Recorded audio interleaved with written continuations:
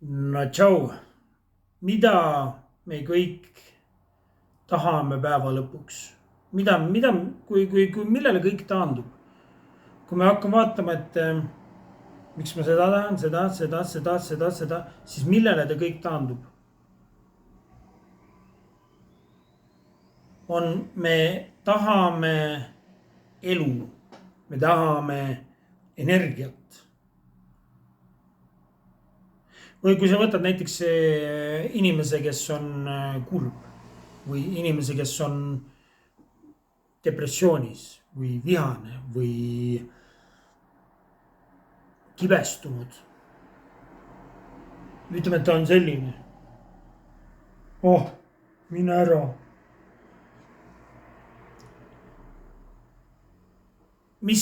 Temas ei ole elu, temas ei ole elu. temas ei ole energiat.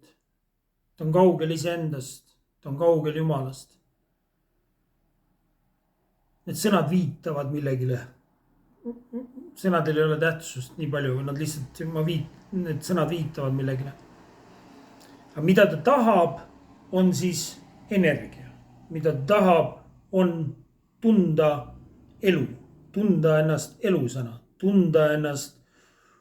Ma olen olemas. Tahab tunda, et ta silmad säravad, ta tahab tunda oma rinnus tänu ja armastust, ta tahab olla lähedal Jumalale, ta tahab olla lähedal rohkem iseendale, ta tahab elu endasse, elu tahab, ta ei taha karta, ta tahab olla julge. ta tahab särada sees. kas või vaikselt omaette. ta tahab tunda, et ta on külluses, ta tahab tunda ennast turvaliselt. tahab tunda elurõõmu, elujõudu. seda ta tahab. aga miks ta ei saa siis? miks ta ei tunne siis? Neid põhjuseid, vaata, kogu ei ole nagu, et ma nüüd 10 minutit mediteerin päevas ja nüüd ma siis saan kõik asjad korda. kogu elustiil, nagu kõik, mida me teeme, sellel on oma energiatase, kõik nagu kogu elustiil põhimõtteliselt tuleb üle vaadata, ei ole nagu ainult üks asi. üks asi, mis on mõtted. see on nagu see seisund või see koht, mis on enne mõtteid. vaata, igal mõttel on nagu oma reaalsus. tihtipeale, et elu usub ennast, seguneb selle mõtte reaalsusega, siis kui see mõte on masendav, kurb või kibestunud või vihane, siis sinna läheb energia. nagu selle kuju siis seespoolt inimene nagu võtab. nagu kõik toimub teadvuses, kõik toimub meie teadvuses. ja kõik, mis satub meie tähelepanusse, siis sinna läheb energia. see on üks asi. vaadake, tihtipeale ka me loodame, vaata, mis see nii-öelda see manifesteerimine ja ma nüüd manifesteerin.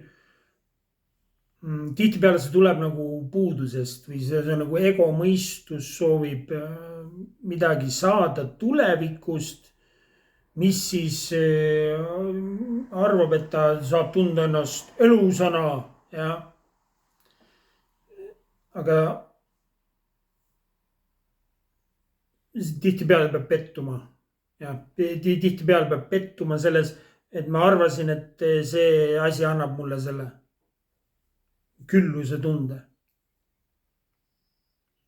ta võib aidata avaneda, et kui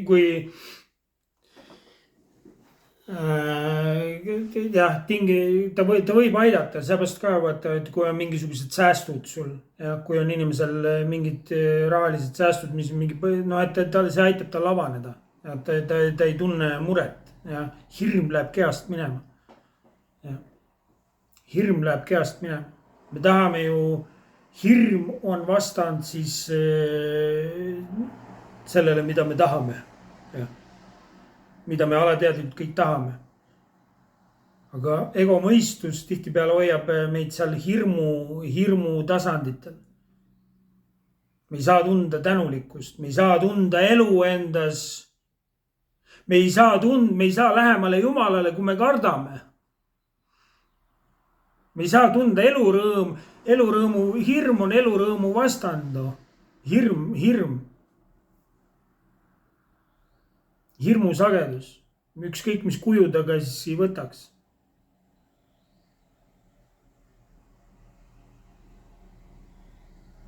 ja see inimene, kes on seal sügavas depressioonis, ma olen ka olnud, ma tean, hirm on kehas, noh.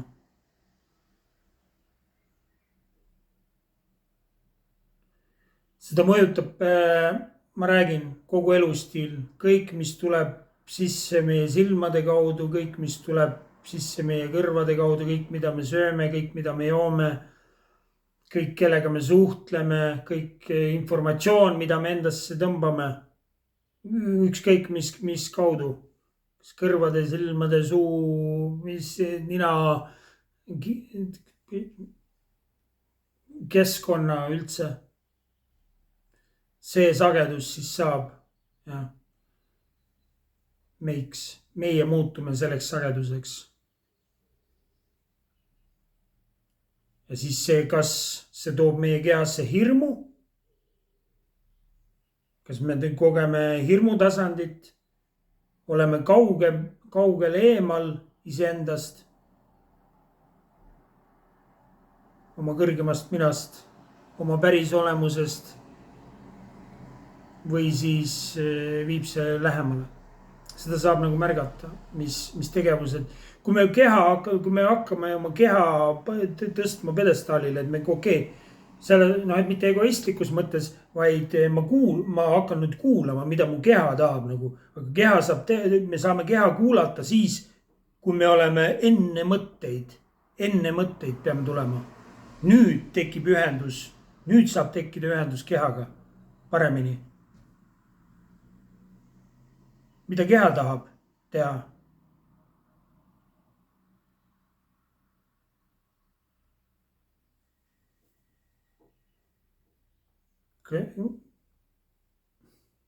ja vaata need narkootikumid ja need asjad, mida me teeme tihtipeale või inimesed, noh, et ütleme, et miks ma joon ennast täis, jah, või miks ma tegin amfetamiini või miks selliseid asju, et saada energiatase tõuseks korrakski kasvõi, et ma tunneks ennast rohkem elusana, et minusse tuleks elu. et saaks nagu parema ühenduse, et mured kaoks ära kohe, hirm kaoks korraks käest ära, ma ei taha tunda hirmu, sellepärast ma teen ja see tõstab mu sagedust korraks. aga siis tuleb pommakas, siis tuleb karma, siis tuleb negatiivne tagajärg maksta. ja siis kukud eemale ja siis kukud alla eemale elust, jah.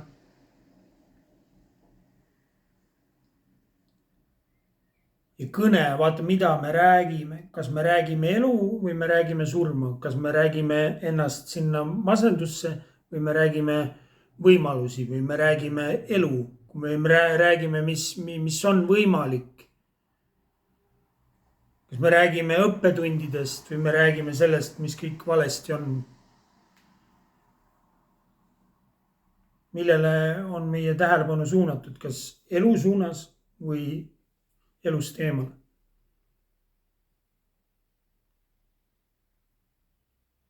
kas see kõne, kas see teema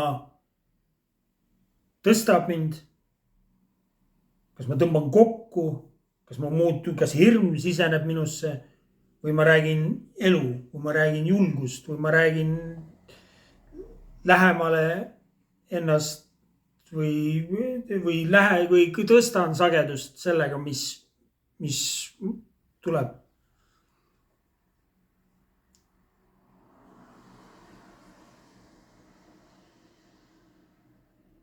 me tahame energiat, kõik käib ümber energia.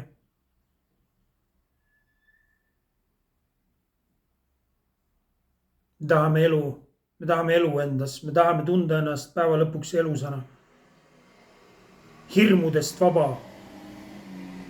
mitte tunda puudust.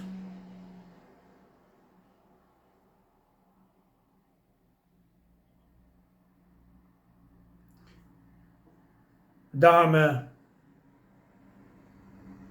olla rahus.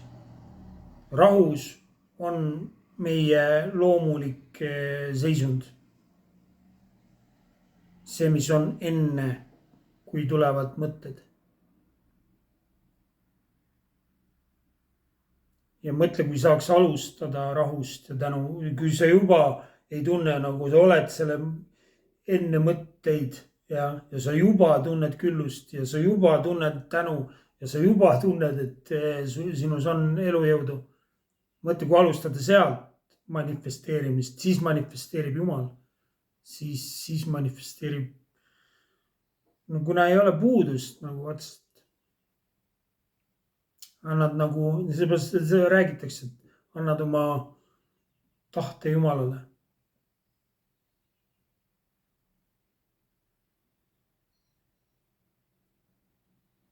Või intuitsioonile või no jällegi kõhutunne, intuitsioon, mida mu või kehale, no mida mu keha tahab teha praegu. Nagu kas mu ego mõistus tahab teha 15 tundi päevas jõusaalis olla või siis nii tahab ego mõistus ja ego mõistus ei kuula keha, jah. Ei kuula keha või see, mis söömised või kellega suheldakse või kuhu minnakse, tihtipeale neid tahab mõistus, mitte kuulata oma keha. Äkki ei ole see keskkond või see pubi või klubi kõige parem koht, kus olla või selle inimesega võib-olla keha ütleb, et ära suhtle selle inimesega. Aga siis me ignoreerime seda intuitsiooni.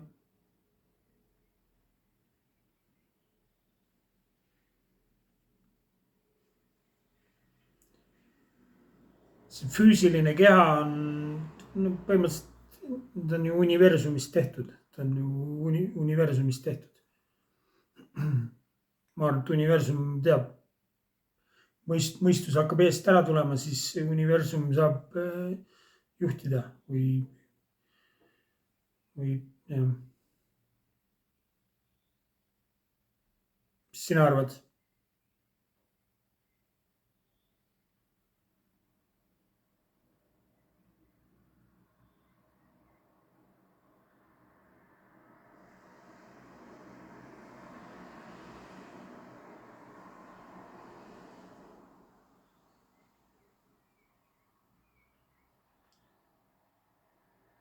Kas sa oled enne mõtteid, enne mõtlemist? See saab olla ainult praegu. See saab olla ainult praegu, siin praegu. See, mis on enne mõtteid.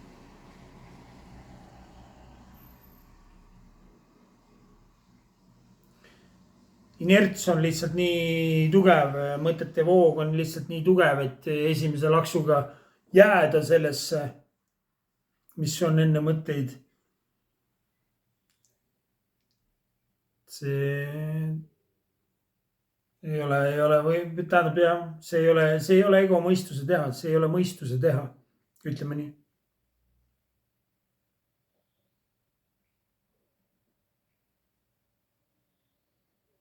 Elu tahame endas, elujõudu, energiat tahame.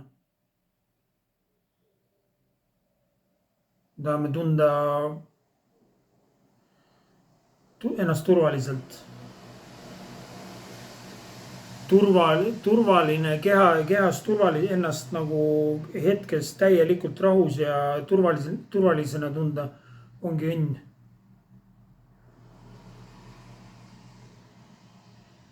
See ongi see, mida kõik tahavad.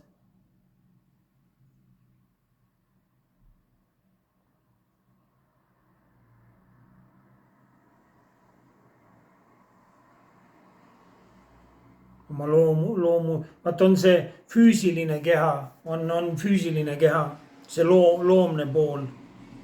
aga miski opereerib selle füüsilise kehaga, miski opereerib selle füüsilise kehaga. kus need impulsid ja kõik asjad algavad, miski toimub siin. mida rohkem elu meisse tuleb, seda rohkem me saame ühenduse, seda rohkem meid tuleb. meid saab olemas olema, meid. elu saab rohkem olemas olema, kui on rohkem energiat, rohkem meid ennast saab siinkohal olemas olema.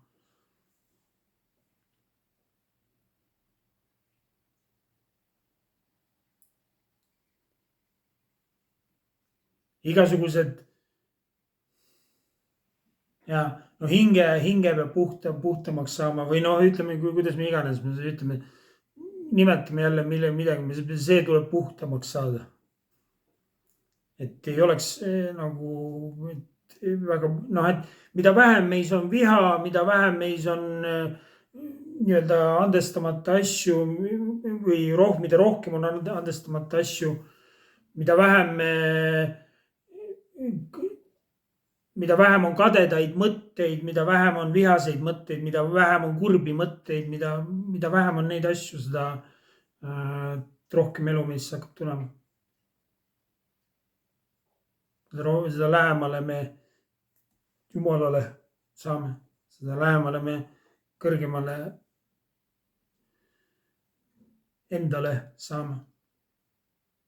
seda rohkem meid siin silmade taga ja siin hakkab olema. seda rohkem kohalolu. kohalolu on üks nimi ka, mis on, seda rohkem kohalolu saab olema.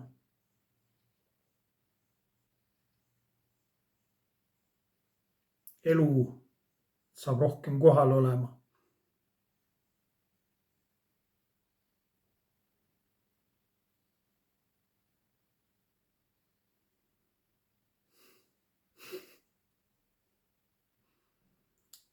vot, kõik head.